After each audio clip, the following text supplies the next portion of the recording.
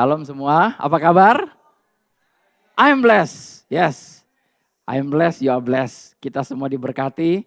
Ya, ini satu privilege buat kita kalau kita katakan bahwa kita diberkati. Amin ya. Dan saudara semua diberkati. Ya, kita masih di dalam topik besar kita selama 1 tahun ini, yaitu di Efesus 4 ayat 15 ya. Kita tahu kita tetap berpegang teguh pada kebenaran atau speaking the truth ya, in love. Ya, kita masih tetap berbicara hal ini ya. Bapak Ibu, tapi hari ini kita akan bicara soal hari perhentian. Ini sesuatu yang menarik. Ya, saya merenungkan hal ini dan saya akan pengen bagikan satu hal. Sebenarnya hal yang sudah kita tahu, simple, tetapi saya temukan ini adalah kadang-kadang orang nggak sadar. Kalau nggak dikasih tahu nggak sadar. Ya, ayat kita masih tetap di Efesus 4:15, tetapi dengan teguh berpegang kepada kebenaran di dalam kasih kita bertumbuh di dalam segala hal ke arah Dia. Siapa? Kristus yang adalah kepala. Kita adalah tubuh. Tubuh Kristus. Amin. Ya, bahasa Inggrisnya bilang, but speaking the truth in love. Kita selalu memperkatakan, membicarakan kebenaran di dalam kasih. Dan kita bertumbuh ke arah Dia ya. Oke, hari ini saya akan sampaikan satu kebenaran mengenai hari perhentian. Atau lebih tepatnya, enter into his rest. Masuk ke dalam perhentiannya Tuhan. Masuk ke dalam satu tempat di mana kita bisa beristirahat. Haleluya. Nah, di dalam 1 Korintus 3:16 berkata begini, tidak tahukah kamu bahwa kamu adalah bait Allah dan bahwa Roh Allah diam di dalam kamu. Amin. Ayat ini mungkin seringkali kita dengar. Ya kalau bahasa sehari-harinya bilang, coba mungkin korek kiri kanan, kamu tahu gak sih kalau kamu itu bait Allah gitu. Ya boleh korek kiri kanan bilang kamu itu bait Allah. Amin. Seringkali kita gak sadar ya. Saudara tahu saudara ketika saudara terima Yesus sebagai Tuhan dan Juru Selamat, ya kita percaya Yesus sebagai Tuhan dan Juru Selamat, kita itu dipindahkan dari kerajaan gelap kepada kerajaan terang. Amin. Kita dipindahkan dari kerajaan iblis kepada kerajaan anaknya yang kekasih. Amin. Kita dikatakan dilahirkan kembali. Ya, kita dilahirkan kembali. Yang lahir apa? Bagian roh kita. Nah, pada saat kita dilahirkan oleh siapa? Allah sendiri. Allah melahirkan roh kita. Jadi ada roh Allah, ada DNA-nya Allah di dalam kita. Kita betul-betul jadi baru, ciptaan yang baru di bagian mana? Bagian roh. Nah ini kita selalu disadarkan ya bahwa kita ini adalah ciptaan yang baru, kita adalah roh. Nah kita ini berbeda dengan orang-orang perjanjian lama. Amin. Di mana orang-orang perjanjian lama roh Allah itu Roh Kudus tidak tinggal di dalam mereka. Mereka tidak mengalami seperti yang kita alami sekarang ini. Ya, jadi kita orang-orang yang berbeda, haleluya. Kita ada orang-orang yang luar biasa. Dibandingkan Abraham, Daud dan lain sebagainya, kita lebih hebat sebenarnya. Kenapa? Karena roh Allah tinggal di dalam kita. Ya. Jadi di perjanjian lama itu roh Allah, Roh Kudus hanya biasa nemplok di kepala gitu ya. Atau ya cuma sebentar bisa pergi. Ya bisa tinggalin gitu loh. Tetapi kita sekarang, roh Allah itu betul-betul tinggal di dalam kita. Amin. Roh Allah betul-betul tinggal di dalam kita. Jadi saudara, hadirat Tuhan itu selalu ada di dalam kita. Kita kemana-mana bawa hadirat Tuhan. Kalau dulu Musa itu harus pergi ke atas gunung. Ya, bertemu dengan Tuhan di atas gunung. Kudus. Gunungnya jadi kudus. Dan dia harus datang. Orang Israel takut mendekat. Karena kalau mereka dekat terus mereka tidak kudus. Mereka harus melakukan berbagai macam hal untuk supaya mereka kudus waktu itu ya. Tapi kita tahu karena Allah yang kudus tinggal dalam kita, kita kudus. Amin. Nah Musa harus pergi ke atas gunung untuk bertemu dengan Tuhan. Mengalami hadirat Tuhan. Tapi kita punya hadirat itu senantiasa dalam kita. Amin. Ada. Jadi suka gak suka, mau gak mau, Saudara yang sudah terima Yesus, di sini semua sudah terima Yesus sebagai Tuhan dan Juru Selamat kan? Amin. Benar? Yakin loh, harus yakin ya. Benar ya? Ya. Nanti saya mau cerita ada beberapa kesaksian tentang bagaimana saya bertemu dengan orang-orang. Saya suka tanya, apakah saudara sudah, bapak atau ibu sudah terima Yesus sebagai Tuhan Juru Selamat enggak? Sudah menjadikan dia betul-betul Tuhan dan Juru Selamat enggak? Kalau kita betul-betul jadikan dia sebagai Tuhan dan Juru Selamat, harusnya kita enggak punya masalah. Cuma satu amin di sini, amin, haleluya. Kalau kita betul-betul terima Yesus sebagai Tuhan Juru Selamat, dia kan masuk ke dalam kita ya.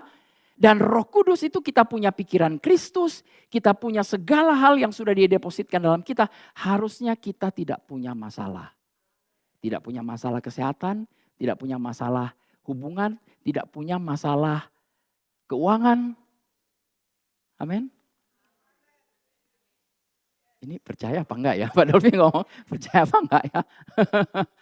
Saya cuma bilang, selalu saya katakan masalah orang Kristen paling besar cuma satu. Enggak kenal Tuhan. Ya. Cuman karena enggak kenal Tuhan. Karena enggak kenal Tuhan, maka punya masalah kesehatan. Karena enggak kenal Tuhan, punya masalah keuangan. Karena enggak kenal Tuhan, punya masalah hubungan. Ya, suami istri dan lain sebagainya ya, mertua, menantu dan lain sebagainya, kakak adik bisa berantem karena nggak kenal Tuhan. Semua bersumber dari situ. Ya, tapi saya bilang biasanya sumbernya satu, masalah karena nggak kenal Tuhan, biasanya ada cabang dua. Masalah turunnya itu masalah kesehatan dan masalah keuangan. Itu kalau saya bisa rangkum seluruh masalah manusia ada di situ. Jadi kalau saudara nggak mau punya masalah, kenal Tuhan. Amin. Hidup kekal. Kita punya hal ini ya. Oke. Jadi kita selalu ada dalam hadiratnya ya. Sadar atau tidak sadar hadirat Tuhan selalu ada, bisa kita bawa. Ya. Makanya saya mendengar kalau orang berdoa ada doa yang aneh. Saudara tahu doa aneh itu seperti apa? Ada orang-orang yang berdoa begini, oh Tuhan hadirlah di tempat ini. Tuhan, mari datang, lawatlah umat-umatmu. Ini kedengaran sounds familiar ya. Ya, kita dulu mungkin sering berdoa seperti itu ya. Tuhan datang ke tempat ini Tuhan. Mari lawat orang-orang ini. Datang semua. Well, Tuhannya kemana? Haleluya. Tuhannya ada di dalam kita. Amin. Ya. Jadi alih-alih kita berdoa seperti tadi, Tuhan mari datang, mari lawat, biarlah hadiratmu nyata di tempat ini. Biasanya dulu kalau WL suka datang, Tuhan turunlah hadiratmu, penuhilah tempat ini. Sampai kemudian kita bergetar-getar, sampai kemudian kita kayak nangis-nangis, baru kita bisa rasakan hadirat Tuhan. Kalau kita nggak merasakan hal begitu, kita seakan-akan merasa WL-nya berdosa kayaknya itu. Dia kurang puasa atau apa gitu loh. Terus kita nyalain orang-orang, nyalain segala macam. Ya. Padahal Tuhan di mana? Di dalam kita. Ada di dalam kita. Dan dia tidak pernah tinggalkan kita. Firman-Nya berkata sekali-kali dia tidak pernah tinggalkan kita, sekali-kali dia tidak pernah biarin kita. Dia selalu pengen ngobrol. Dan kita sebagai anak-anaknya, domba-dombanya mendengar suaranya, amin. Kalau saudara bertanya ke saya, Pak Dolphy bagaimana cara mendengar suara Tuhan? Lah, kamu ini domba atau serigala? Ya, kalau domba pasti mendengar. Kalau kamu nggak bisa mendengar berarti kamu serigala. Sorry ini saya agak keras ngomongnya ya. Kita harusnya bisa mendengar suaranya. Ya, kalau pikiran kita, hati kita tertuju kepada Tuhan, kita selalu bisa mendengar. Ya, jadi ya, mungkin ada di beberapa kesempatan kita pada saat kita mungkin memuji Tuhan, menyembah Tuhan ya. Kita merasakan bulu kuduk kita berdiri gitu ya. Biasanya ada perasaan-perasaan kayak itu, pengen nangis gitu ya. Pengen wah kita benar-benar merasa ada hadirat Tuhan seperti itu ya. Nah itu sebenarnya bukan seperti itu ya. Ini mungkin ada saat-saat tertentu di mana jiwa kita itu mengalami terobosan. Ya, karena jiwa kita disentuh, ya mungkin kita dengar satu musik atau satu pujian yang menyentuh hati kita, menyentuh bagian jiwa kita merasa bahwa waduh ini ada hadirat Tuhan. Ya, kalau dulu saya bilang kalau puji-pujian itu kayaknya belum ngangkat gitu loh ya. Belum rasanya orang-orang belum berbahasa roh gitu ya. Rasanya nggak ada hadirat Tuhan. Terus kita mulai nyalahkan si A dan si B. Dan mulai menyalahkan diri sendiri. Saya kayaknya kurang banyak berdoa nih Bu, kurang banyak baca firman nih. Jadi saya nggak merasakan hadirat Tuhan. Saya mau katakan, perasaan saudara bisa menipu. Amin. Ya, perasaan kita itu kalau kita hidup dengan perasaan, waduh, berbahaya Bapak Ibu. Ya. Perasaan kita harus tunduk pada kebenaran. Ya, kebenaran firman Tuhan katakan kita ini ada di dalam Kristus, itu ada di dalam kita. Amin. Sudah terlambat. Di dalam kita. Ya kalau di dalam kita, wah luar biasa. Ya. Oke, nah. Sadar atau tidak sadar, dia sudah tinggal dalam kita. Kita sudah pernah sekali mengundang dia, kita tidak perlu undang dia berkali-kali. Amin. Kalau kita undang dia berkali-kali, namanya kita nggak percaya dia tinggal dalam kita. Ya. Makanya di sini kita sudah nggak pernah lagi nyanyiin lagu mari masuk, masuk hatiku. Ya Yesus. Dia kemana ya sekarang ini ya? Dia pergi kemana-mana ya? Dia masuk terus kemudian begitu kita keluar dari gereja, kayaknya dia keluar lagi ya. Nanti kita datang ke gereja lagi, kita nyanyi lagi, mari masuk, dia masuk lagi ke kita. Bapak Ibu harus betul-betul menyadari bahwa dia tinggal di dalam kita, amin. Dia nggak kemana-mana, amin. Dan dia selalu mau berbicara kepada kita, amin. Haleluya.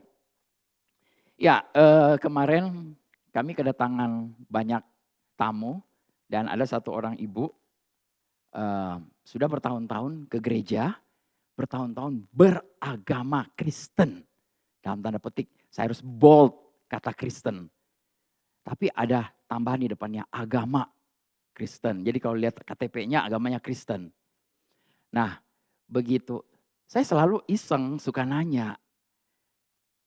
Sudah terima Yesus belum? Oh, iya, sudah. Ya. Percaya, mengaku dalam hati bahwa dia adalah Tuhan dan Juru Selamat. Pada hari yang ketiga dia mati, kemudian dia bangkit pada hari yang ketiga. Ya, kita terima. Saya cuma ngomong secara iseng, terus ibu ini diam. Dia merenung, tiba-tiba matanya udah mulai berkaca-kaca. Dia bilang, saya gak pernah diajar seperti ini. Gak pernah ditanya seperti ini. Ya. Dan saya tidak lepasin kesempatan itu. Saya langsung nangkep, saya bilang, mau gak terima dia sebagai Tuhan dan Juru Selamat? Wah, orang yang bertahun-tahun di gereja. Tiap minggu datang ke gereja beribadah, tapi hanya beragama. Ya. Nah, saya percaya di TLW ini gak seperti ini ya. Amin. Ya. Jadi ibu ini saya tanya, kemudian dia mulai buka hatinya dan dia bilang, ya saya mau terima dia saya mau jadikan dia betul-betul sebagai Tuhan Juru Selamat. Ya, matanya sudah berkaca-kaca. Tapi saya tahu saya nggak boleh bawa perasaan. Ya kalau saya mau bikin ibu ini nangis. Ibu ini bisa nangis sampai kejengking-jengking. Sampai guling-guling kali bisa manifestasi. Kalau dulu saya suka bikin orang kayak begitu. Betul-betul orang jadi merasa bahwa waduh ini saya belum terima Yesus. Saya bisa guling-guling gitu ya. Bisa manifestasi tapi saya sudah bertobat. Jadi sekarang ini lebih baik saya sampaikan kebenaran. Karena kebenaran itu akan memerdekakan orang. Amin. Jadi saya langsung tangkap kesempatan itu, ajak dia berdoa dan dia menerima Yesus sebagai Tuhan Juru Selamat. Begitu dia mengakui seperti itu dia bilang, kok berubah ya? Kok beda ya?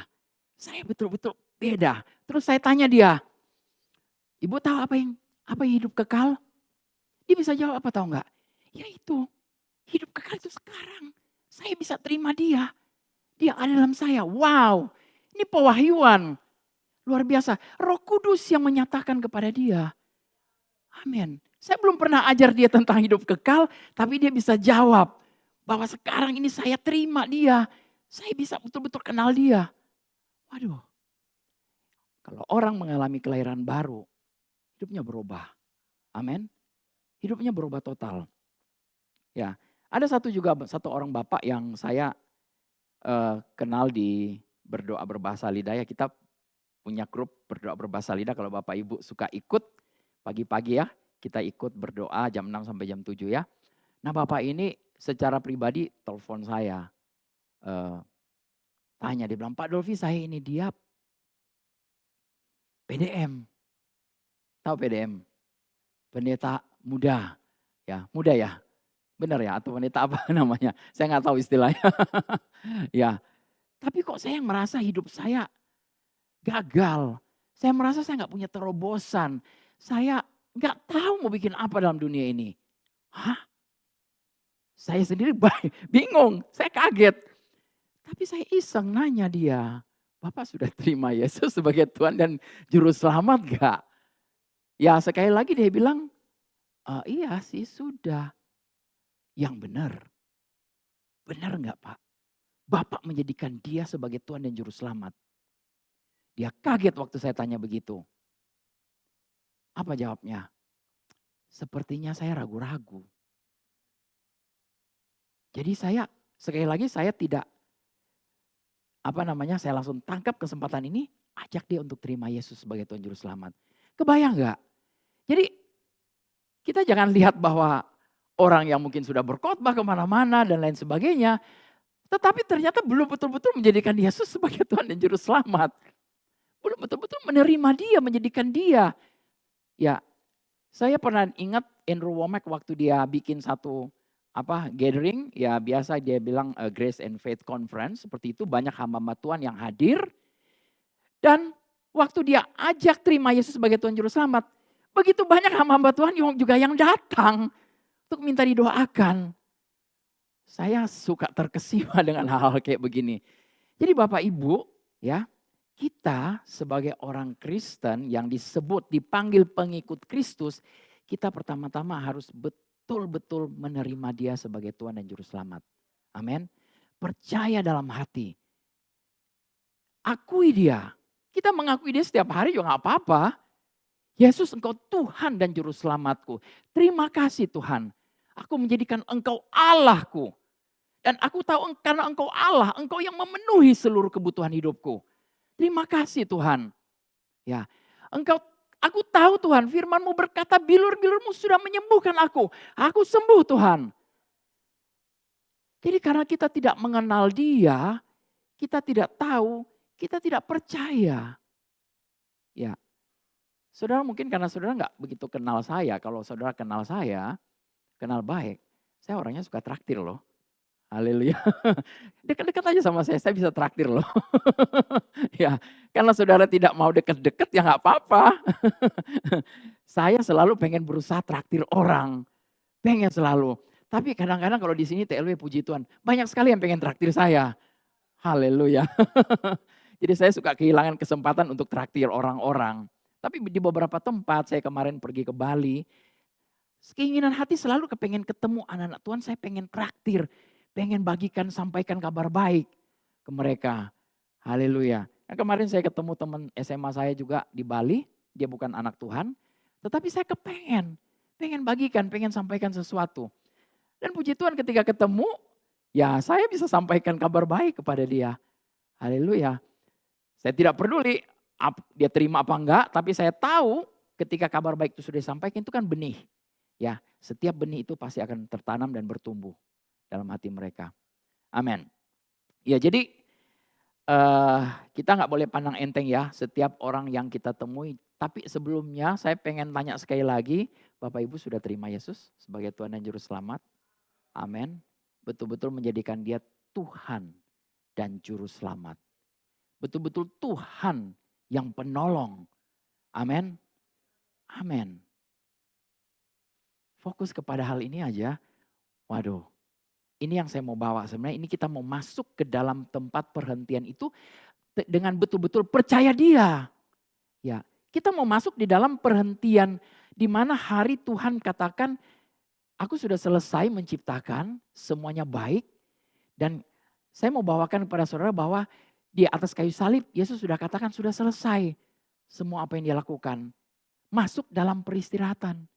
Masuk dalam apa yang sudah Yesus lakukan. Ya.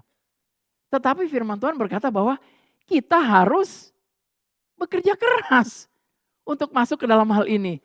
Apalagi ini dia Pak Dovi ini. Kok kita mau istirahat tapi kita perlu bekerja keras. Apa maksudnya ya? Oke, nanti kita akan bahas ya. Oke, jadi kelahiran baru ini sangat penting ya, menerima Yesus sebagai Tuhan Juru Selamat, kelahiran baru ini sangat penting karena tanpa kelahiran baru kita tidak mungkin bisa masuk kerajaan Allah. Amin. Tidak mungkin kita bisa masuk. Nah, seperti Yesus mengajarkan kepada Nikodemus ya, dia seorang petinggi agama waktu itu, mereka agama Yahudi. Jadi bukanlah kelahiran jasmani tetapi kelahiran rohani yang paling penting ya. Nah, manusia rohani kita kan tadinya mati. Mati itu artinya terputus hubungan dengan Allah. Kita tidak mendapatkan kehidupan Allah, tidak mendapatkan namanya Zoe, kehidupan Allah itu. Karena apa? Karena dosa. Nah, tapi karena Yesus, semua dosa ditanggung oleh Yesus, kita bisa memperoleh kembali lagi hidup yang kekal itu ya, kita bisa mengenal Dia. Amin. Ya. Nah, jadi sama seperti kita tidak bisa mencapai kelahiran jasmani kita sendiri, begitu juga kelahiran rohani itu tidak bisa kita lakukan karena upaya kita. Ya, kelahiran rohani ini hanya dengan cara apa? Pakai iman menerima. Amin ya. Oke. Kita hanya cukup percaya saja kepada Yesus dan kita diselamatkan. Iman adalah satu-satunya syarat untuk kita bisa menerima. Iman kita sudah pernah belajar bahwa iman yang kita pakai adalah iman anak Allah juga. Ya. Jadi keselamatan itu kita terima karena kasih karunia diberikan, kita terima pakai iman. Imannya pun pakai pinjam imannya Kristus, iman anak Allah.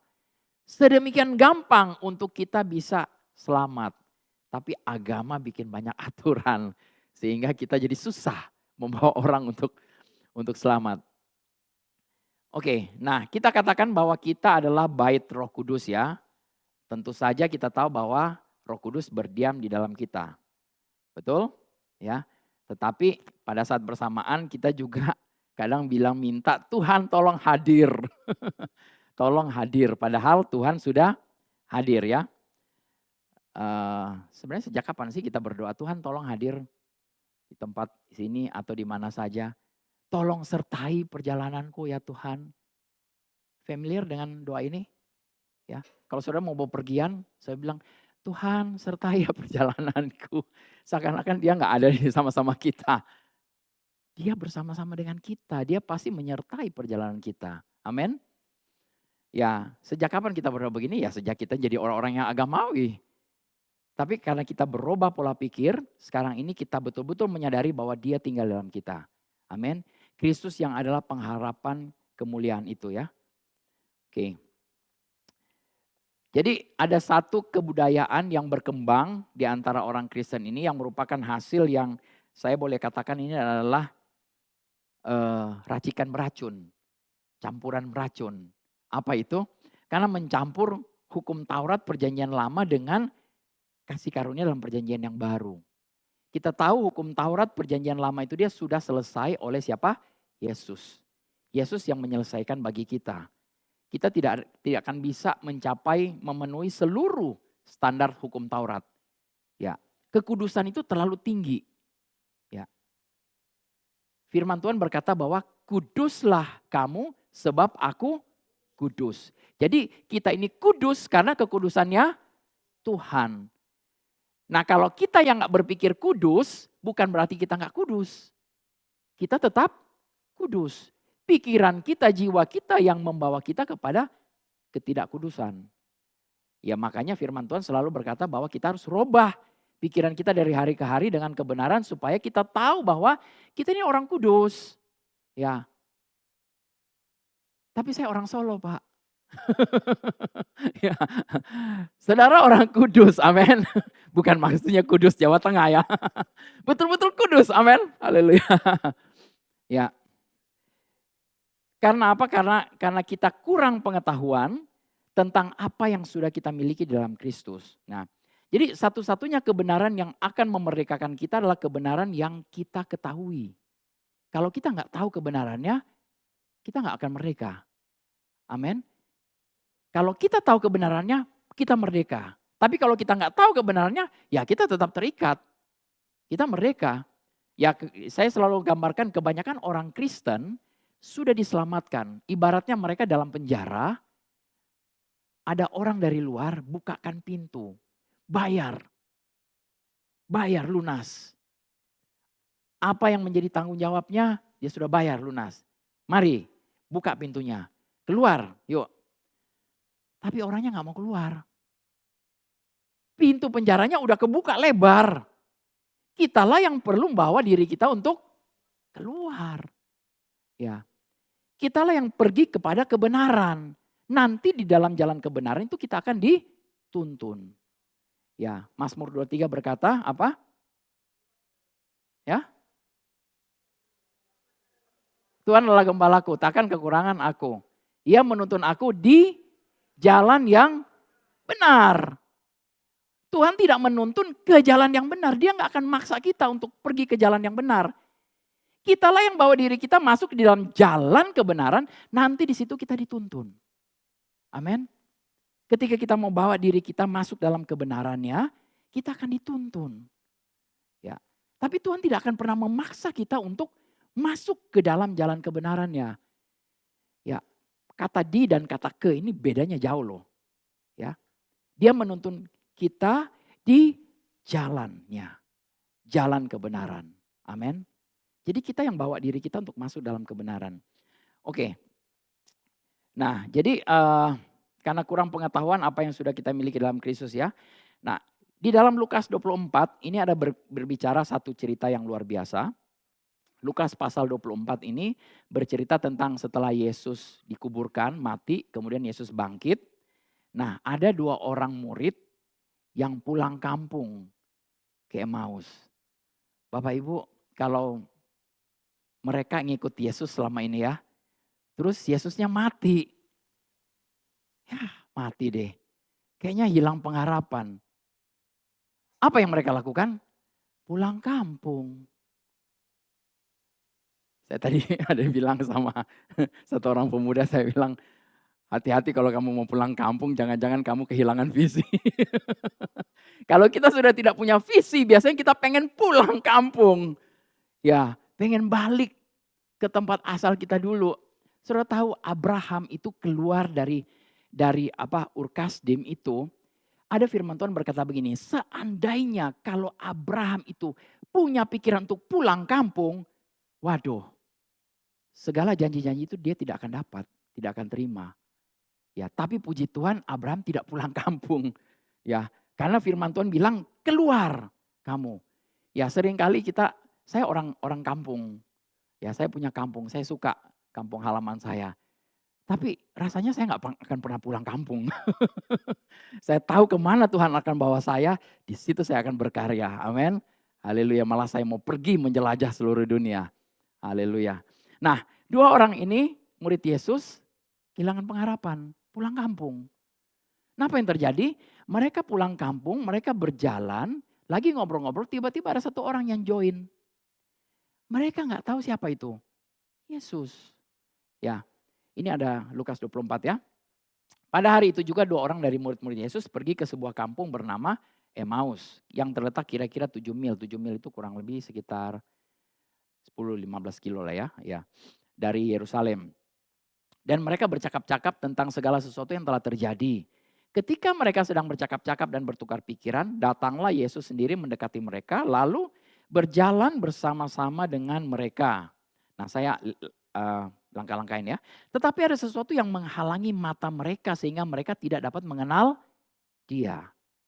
Yesus berkata kepada mereka, apakah yang kamu percakapkan sementara kamu berjalan? Maka berhentilah mereka dengan muka muram. Wah udah gak punya pengharapan, murem mukanya. Ya pengen pulang kampung aja. Pengen pulang kampung.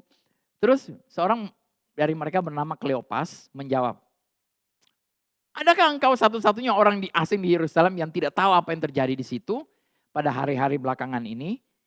Nah, terjadi satu komunikasi antara Yesus dengan murid ini.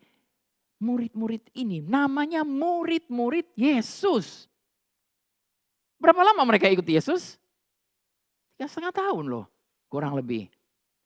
Tapi waktu Yesus bangkit, jalan bareng-bareng mereka, mereka nggak sadar, nggak tahu, nggak kenal. Waduh. Nah, sampai ketika waktu Yesus sudah bercakap-cakap, ya, Yesus katakan begini ya, di Lukas 24, 25, 27. Lalu ia berkata kepada mereka, "Hai kamu orang bodoh." Ternyata boleh kita ngomong orang bodoh ya. Hai kamu orang bodoh. Betapa lambannya hatimu sehingga kamu tidak percaya segala sesuatu yang telah dikatakan para nabi. Bukankah Mesias harus menderita semuanya itu untuk masuk ke dalam kemuliaannya? Lalu ia menjelaskan kepada mereka apa yang tertulis tentang dia dalam seluruh kitab suci. Mulai dari kitab-kitab Musa dan segala kitab-kitab nabi. Ya, Bapak Ibu, mereka sementara berjalan bersama Yesus. Kita sementara berjalan bersama Yesus. Amin. Tapi boleh gak saya ngomong, hai kamu orang bodoh. Kenapa? Karena matanya ketutup. Gak bisa ngelihat bahwa jalannya sementara jalan dengan Yesus. Ya. Terus kita, Tuhan masalahnya berat nih. Tuhan gak tahu aku mau bikin apa nih. Tolong. Kita sementara tidak kenal. Sementara berjalan dengan Yesus. Amin. Sama seperti murid ini di Emmaus. Mereka berjalan. Sampai ketika itu, akhirnya waktu Yesus sudah mau pergi, ya seakan-akan mau tinggalin mereka. Mereka bilang, tunggu. Mari makan bersama-sama. Nah pada saat itu waktu ia duduk makan dengan mereka, ia mengambil roti, mengucap berkat sebagaimana yang selalu dia lakukan. Ya, saudara tahu ketika saudara tahu, saudara terima roti. Saudara ini berbicara tentang firman. Ketika saudara menerima roti, menerima firman, saudara bisa mengucap berkat, maka mata kalian akan terbuka.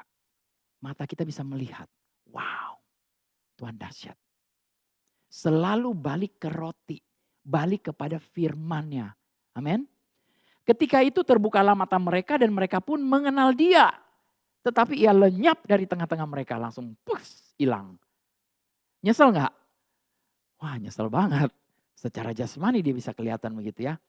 Tapi mereka bersuka cita karena dia masuk kembali. Dia tinggal di dalam mereka ya.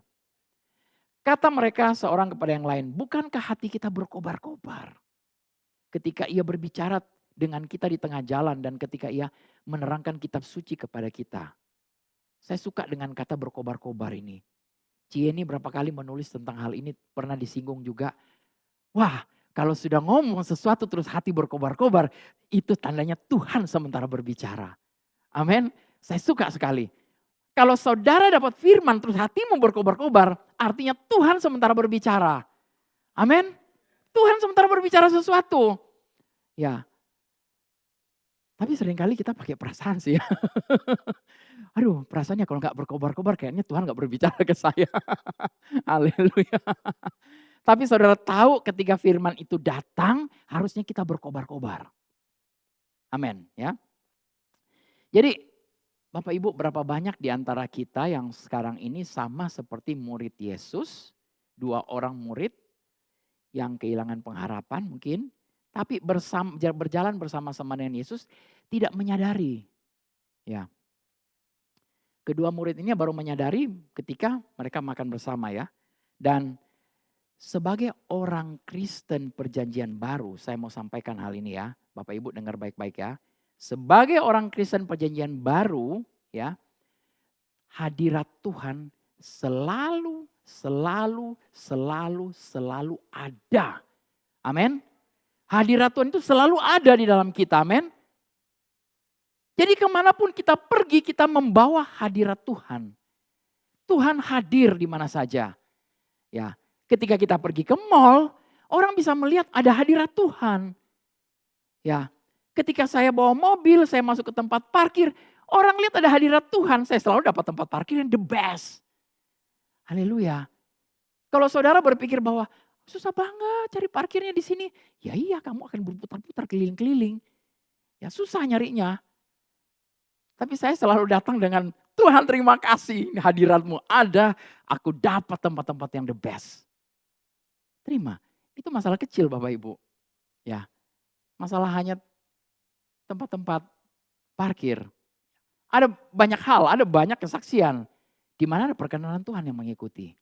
Ya, saya selalu bilang, saudara tahu, saudara punya 2 malaikat yang ikut? Ya, tahu namanya siapa? Kebajikan dan kemurahan. Ya, mercy and goodness shall follow you all the days of your life ya. Kita akan selalu diikuti oleh kebajikan dan kemurahan Tuhan kemanapun kita pergi. Karena ada hadirat Tuhan di dalam kita. Ya, kita tidak perlu gemetar-gemetar, kita tidak perlu nangis-nangis. Sampai kita bisa merasakan hadirat Tuhan. Amin. Ya.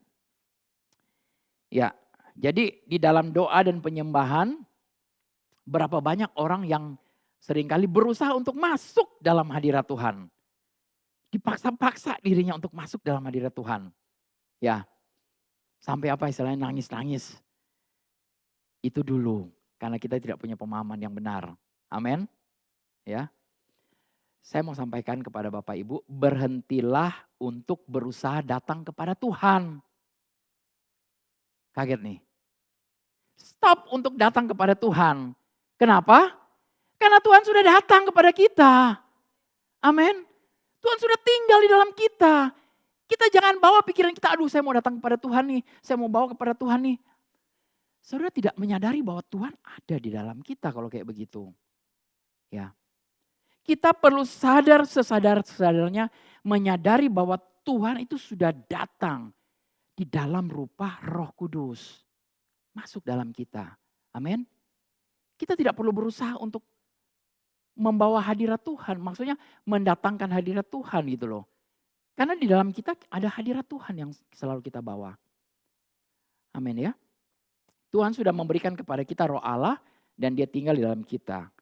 Nah jadi sebagai penyembah-penyembah dalam perjanjian baru kita menyembah Dia dalam roh dan kebenaran ya. Ini tempat di mana kita tahu bahwa di situ kita masuk ke dalam restnya Tuhan. Ke dalam tempat di mana kita tahu bahwa segala sesuatu sudah Tuhan selesaikan di atas kayu salib buat kita. Ya. Oke.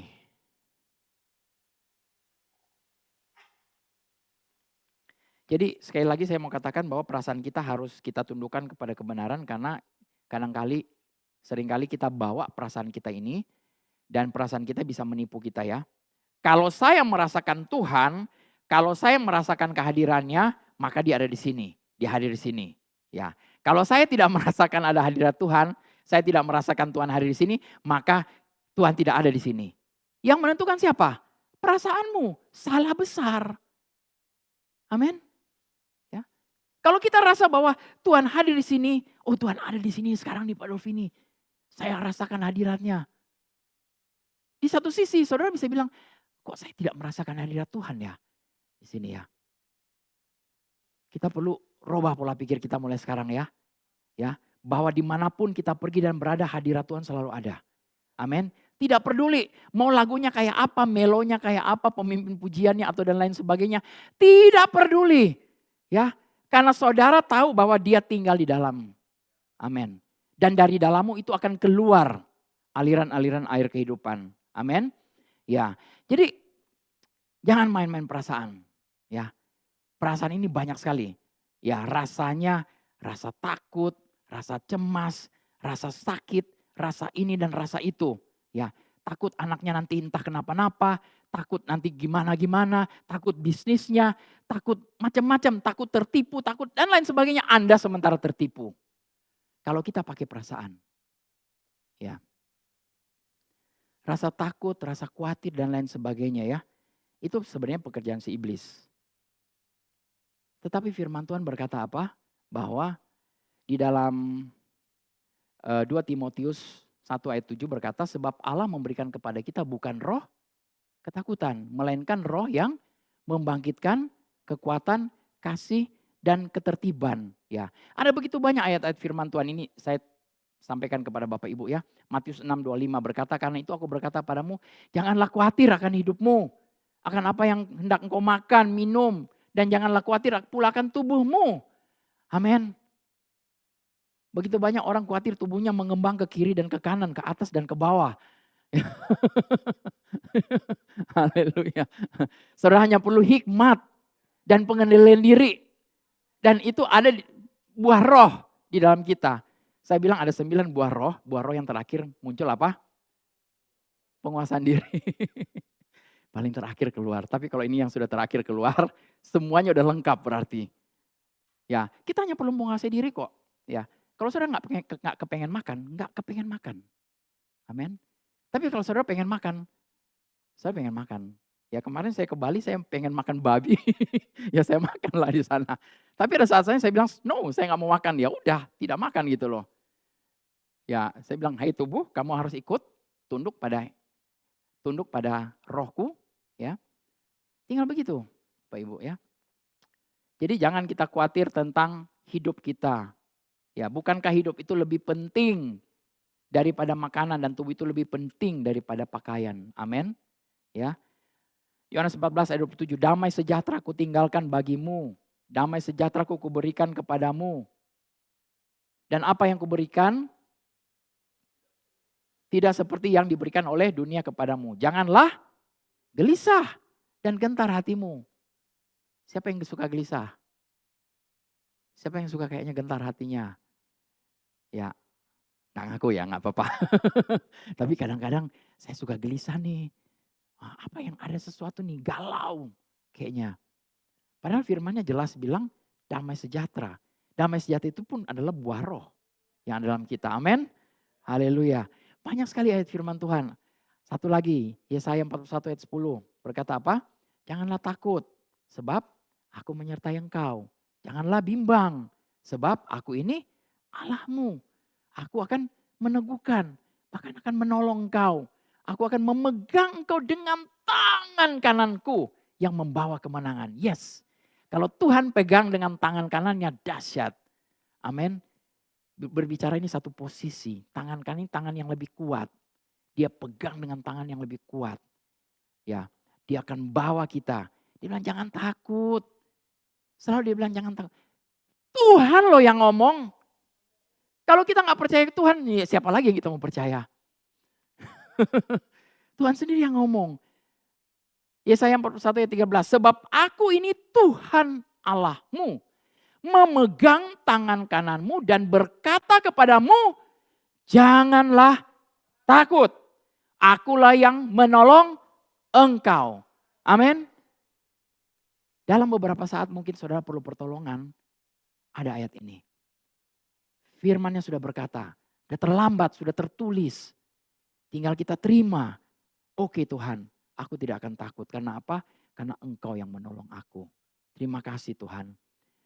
Ya kalau firman Tuhan berkata jangan takut, jangan khawatir. Tuhan yang bicara, Tuhan yang ngomong.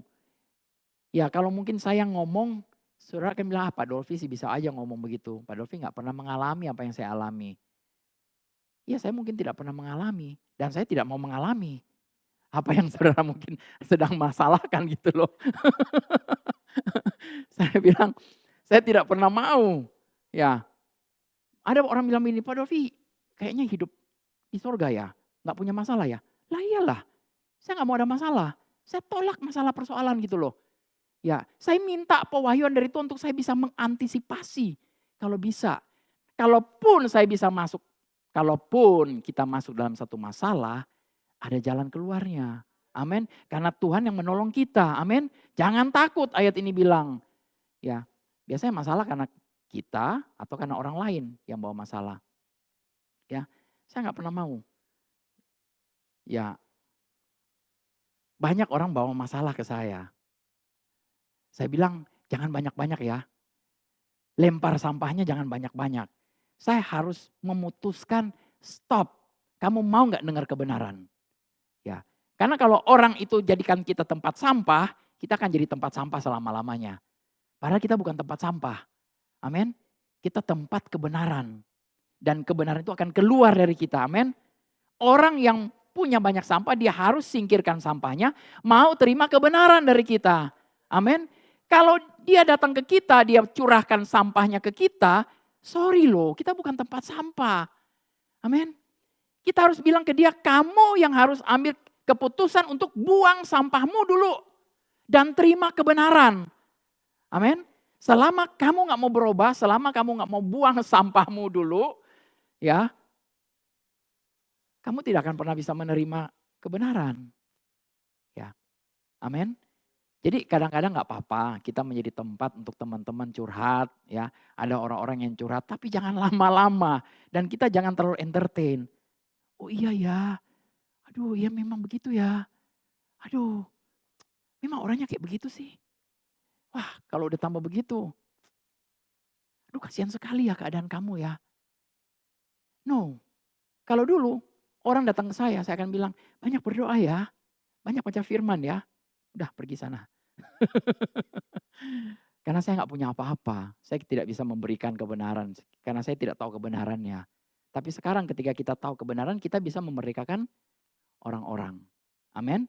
Jadi firman Tuhan berkata, Tuhan sendiri yang berbicara kepada kita, jangan takut, jangan khawatir. Tuhan yang memenuhi segala keperluan kebutuhan kita. Amin. Segala berkat rohani dalam kerajaan surga sudah dia curahkan bagi kita. Amin. Bilur-bilurnya sudah menyembuhkan kita. Amin. Engkau diberkati saat engkau masuk, saat engkau keluar. Amin. Diberkatilah rekening-rekeningmu. Amin. Diberkatilah tabungan-tabungan, usaha-usaha investasimu. Amin. Engkau tidak akan meminjam, engkau memberi pinjaman. Amin. Haleluya. Apapun yang dikerjakan tanganmu berhasil. Amin. Haleluya. Hidup ini adalah hidup bagi Kristus dan mati adalah untung. Amin. Mati untung. Amin. Mati untung. Makin lama makin sedikit. Amin.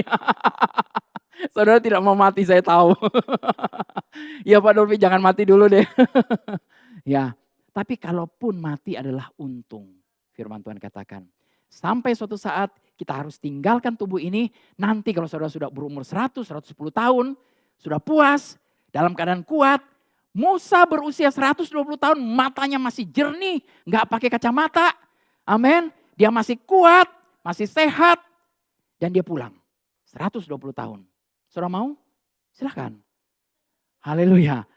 Tapi jangan dalam kondisi, ya nenek saya punya nenek umur 80 dia terbaring tapi pikirannya jernih banget. Ya. Tapi terbaring sampai umurnya 98 tahun. Dia meninggal. Waktu saya datang, saya bawa kalkulator, saya bawa ini macam-macam ke dia, saya bilang, "Ini loh teknologi terbaru," gitu. Wah, dia terkagum-kagum. "Oh ya, kamu bisa hitung berapa kali berapa cepat sekali," katanya ya. Wah, ya nenek sih hidupnya di zaman berapa? Ya.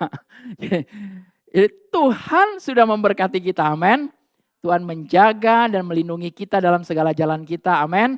Waduh, Tuhan menuntun kita dalam segala kebenaran. Roh Kudus sudah diberikan, ada kuasa, ada power, ada otoritas dalam kita. Kita pakai untuk kita bisa menyembuhkan orang sakit, amin.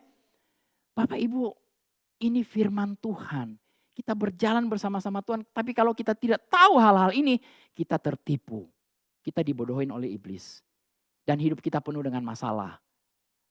Ya, mungkin orang lain yang punya masalah juga bawa kepada kita. Ya. Saudara, Tuhan tidak pernah missing in action. Ya. Dia selalu ada dalam aksinya. Firman Tuhan berkata, disampaikannya firman dan firman itu segera melaksanakan. Amin. Untuk setiap janji Tuhan adalah ya dan amin. Oleh sebab itu kita bisa berkata, ya, amin. Terima kasih Tuhan. Jadi saudara jangan bilang bahwa jawaban Tuhan ada 3. Orang sering bilang jawaban Tuhan ada 3. Ya, tidak, dan tunggu. Siapa yang ngomong begitu? Ya dunia yang ngomong begitu. Firman Tuhan katakan apa? Untuk semua janji Allah adalah Iya. Nggak ada tidak. Nggak ada tunggu. Untuk kesembuhan, iya. Nggak tidak. Nggak tunggu. Saudara kalau mau tunggu sembuhnya 1 tahun lagi ya terserah saudara. Ya. Tapi kalau saudara mau terima kesembuhan sekarang ini, hari ini juga sembuh. Amin. Yes. Pola pikir kita aja nih yang harus kita rubah. Ya. Kita makmur sekarang, amin. Jangan tunggu nanti. Nanti kalau di sorga saya punya mansion Pak Dovi. Iya, saya juga punya mansion gitu loh. Tapi saya juga mau punya mansion di dunia. Amin. Terlambat kalau kita sudah sampai di sorga terus baru kita punya mansion. Haleluya. Oke, jadi cara berpikir kita yang perlu kita rubah ya. Haleluya. Puji Tuhan. Jadi kembali lagi. Ya, kita jangan lagi berusaha untuk mendapatkan apa yang sudah kita miliki. Amin. Kita sudah memiliki damai sejahtera. Kita sudah memiliki apa yang Tuhan sudah taruh ke dalam kita. Ini sebenarnya waktunya udah mau habis ya. Ya, sayang sekali nih. Ini ada part kedua aja nanti ya, Bapak Ibu ya.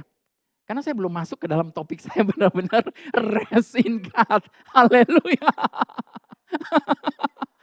Itu baru pray-nya Bapak Ibu. Tapi saya bacakan aja biar saudara gak kecewa. Ayatnya itu di dalam Ibrani 4 ayat 9 atau 11. Saya percepat aja ya. Ibrani 4 ya. Oke. Ya ini 9 11 ya. Jadi masih tersedia suatu hari perhentian, hari ke-7 bagi umat Allah. Sebab barang siapa telah masuk ke tempat perhentiannya, ia sendiri telah berhenti dari segala pekerjaannya, sama seperti Allah berhenti dari pekerjaannya. Karena itu baiklah kita berusaha untuk masuk ke dalam perhentian itu. Kita yang perlu bekerja keras untuk masuk ke dalam perhentian itu. Bapak Ibu salah sekali kalau kita bilang, ya kita hidup dalam kasih karunia kita tidak perlu melakukan apa-apa. Ya Tuhan sudah sediakan semua. Betul Tuhan sudah sediakan. Tapi tidak secara otomatis kita masuk ke dalam perhentiannya dia. Rest. Ayat ini berkata karena itu baiklah kita berusaha. Ya. Harganya sudah dibayar lunas. Sebenarnya kita tahu bahwa apa yang di luar, Roh Kudus itu sudah masuk ke dalam kita sehingga kita menjadi ciptaan yang baru. Jadi hidup kita ini dari dalam keluar. Amin. Bukan lagi terpengaruh dari luar ke dalam. Ya. Damai sejahtera sukacita itu bukan dari luar tapi dari dalam. Ya.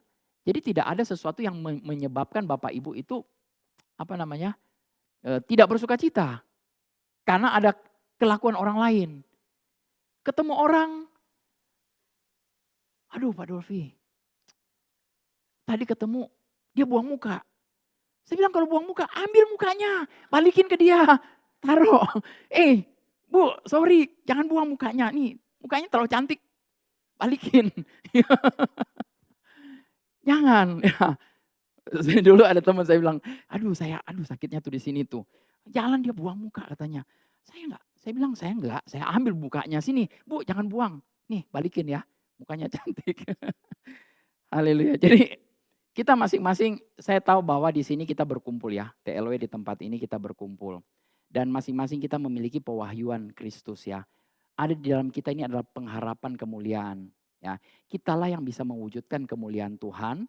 Kitalah yang bisa mewujudkan kehadirannya Tuhan. Kitalah yang mewujudkan kehidupan Tuhan. Dimanapun, kapanpun kita pergi. Amin.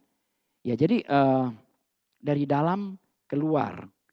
Nah makanya saya bersyukur di sini di TLW kita kan